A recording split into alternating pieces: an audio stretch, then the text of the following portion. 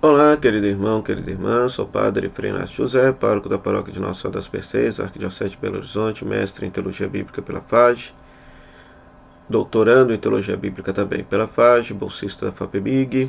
Seja bem-vindo ao nosso programa Pão da Palavra, no qual nós meditamos a Palavra de Deus, proclamada neste domingo. Sou o autor e escritor do livro A Misericórdia como Caminho de Salvação, uma análise aprofundada do texto do Juízo Final que você pode adquirir pela editora Dialética. Nós estamos celebrando o 21º domingo do tempo comum e nós temos como palavra de Deus Isaías capítulo 22, versículo 19 a 23, Romanos capítulo 11, versículo 33 a 36 e Mateus capítulo 16, versículo 13 a 20. Vamos meditar com alegria a santa palavra de Deus.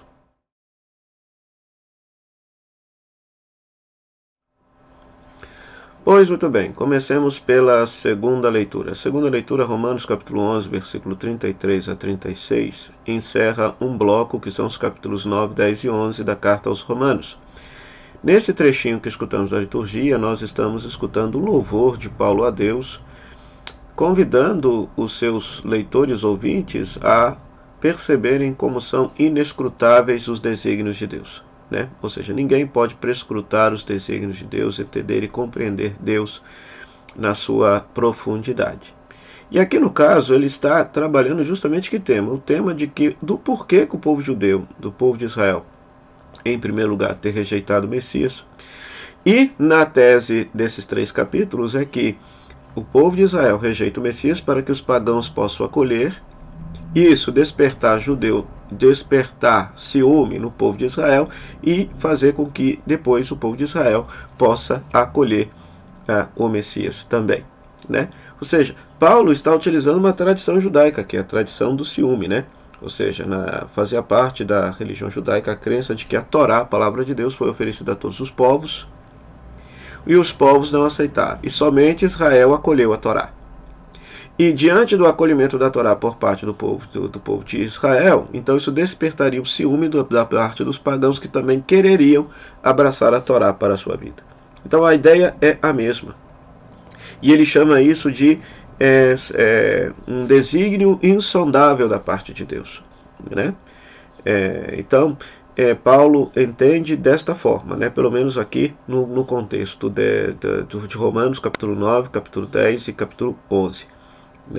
De que diante dessa recusa do povo de Israel para com o Messias, isso na verdade favorecerá que no futuro o próprio povo de Israel possa abraçar e acolher o Messias.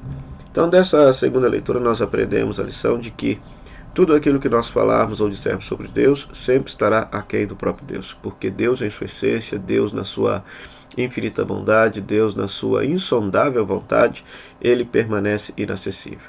Nós só teremos acesso a isso, e mesmo assim diria de modo limitado, porque somos criaturas e Deus é o Criador, quando nós estivermos diante dele do céu.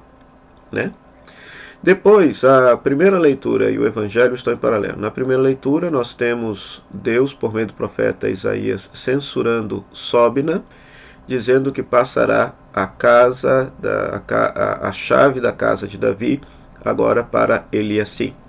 Sóbina era quem detinha a chave da casa, ou seja, o administrador. É uma metáfora para falar do administrador do palácio.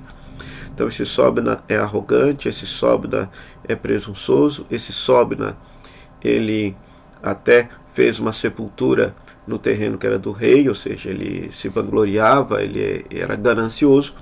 Então Deus, por meio do profeta, diz que vai castigá-lo pela sua ganância e vai passar a administração do palácio para ele, assim que haverá de cuidar com muito amor e carinho do povo de Deus. Ora, no Evangelho nós vamos ter justamente Jesus dando a chave do reino para Pedro. Então o paralelo está aí. A chave significa o poder de administrar, de botar para dentro e expulsar para fora do lugar. Então, em relação a esse evangelho, nós temos 2 interpretações. Nós temos a interpretação exegética e nós temos a interpretação católica. Em primeiro lugar, por quê? Esse texto só aparece no Evangelho de Mateus. Essa cena das chaves só aparece no Evangelho de Mateus e não aparece em nenhum outro evangelho. Então significa que retrata um contexto específico da comunidade de Mateus. né, da comunidade de Mateus.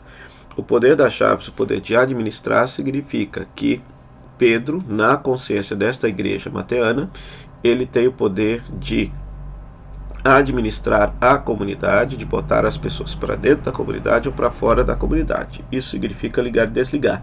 Só que esse texto está em paralelo também com Mateus capítulo 18, quando esse poder de ligar e desligar é dado a toda a comunidade. Então Pedro administra a comunidade, sempre levando em conta a opinião dos demais. Não é um poder autoritário, não é um poder autoritário. Né? Isso o próprio Evangelho de Mateus corrige isso quando coloca que o poder de ligar e desligar também é dado aos demais membros da comunidade. Está lá no capítulo 18. Né? Então significa e também o que acontece. Então, do ponto de vista exegético, significa que a igreja de Mateus considera que Pedro é o administrador da comunidade messiânica. Se lá na primeira leitura é dada a chave da casa de Davi, ou seja, do palácio de Davi, ou seja, da dinastia de Davi, do governo, aqui, ou seja, significa que nós temos uma nova comunidade que segue o Messias, filho de Davi, Jesus, e que quem tem o poder de administrar essa comunidade é a figura de Pedro, né? Então ele tem a chave da casa de Davi na palma da mão, que é a mesma coisa, a chave do reino dos céus, ou do reino de Deus, que é a mesma coisa aqui no Evangelho, né? Agora, qual que é a interpretação católica desse texto? A interpretação católica desse texto, ou seja, a igreja sempre leu a partir dos Santos Padres aqui o primado de Pedro, né? Ou seja, Pedro sendo considerado o primeiro Papa, o primeiro chefe da igreja primitiva e depois chefe da igreja universal, que vai chegar até hoje na figura do Papa, né? Ou seja, que é aquele que detém o ministério petrino, coordena na caridade todas as igrejas católicas do mundo, né? Então é muito bonito isso, né? Então perceber que a figura de Pedro é a figura que dá a unidade, né? A unidade na comunidade. Ele é posto nessa função para ajudar os irmãos a viverem a fé em Jesus, a não abandonarem a sua fé em Jesus, para corrigir os irmãos, né, e inserir os irmãos dentro da comunidade cristã, né, Então a figura de Pedro, que hoje para nós na Igreja Católica é o Papa Francisco, a quem nós devemos rezar com muito amor e carinho, para que ele possa continuar colocando a Igreja Católica aí numa simplicidade mais do Evangelho, nos caminhos mais próximos de nosso Senhor Jesus Cristo, anunciando para o mundo a alegria do Evangelho, sendo de fato essa igreja em saída que vá ao encontro dos necessitados, quer sejam nas periferias geográficas, quer seja nas periferias existenciais, né? Então essa é a figura de Pedro, né? E é interessante porque parece que todas as outras comunidades, exceto a comunidade de João, tinham muito amor e carinho e zelavam por essa figura de unidade que é a figura de Pedro. A mesma figura no Evangelho de João vai ser atribuído ao discípulo amado, né? Então rezemos pelo Papa, rezemos pelos bispos, para que eles possam nos manter dentro desta casa que é a comunidade messiânica, a comunidade daqueles que seguem a Jesus nosso Senhor, fazendo com que nós possamos viver hoje tempos de paz, tempos messiânicos, viver com a presença do Cristo ressuscitado, construindo um mundo novo de justiça e paz. O Senhor esteja convosco, Ele está no meio de nós, que a bênção de Deus Todo-Poderoso, Ele que é Pai, Filho e Espírito Santo, desça sobre você, desça sobre sua família e permaneça para sempre. Amém. Meu muito obrigado, Rádio Comunidade FM, que nos cede esse espaço para pegar a palavra de Deus. A você, querido rádio ouvinte internauta da Rádio Comunidade FM, da Web Rádio Nossa Mãe de Birité, que nos cedem esse espaço para pregar a palavra de Deus, e vocês que nos acompanham aqui pelas nossas redes sociais. Interessados na peregrinação para a Terra Santa que nós estamos organizando de 10 de junho a 18 de junho do ano que vem, basta entrar em contato com a Kelly Mello por esse telefone que está aparecendo aqui abaixo, 035 99845 6167. Que Deus te abençoe. Até o próximo programa, O Pão da Palavra. Se Deus quiser. Tchau, tchau.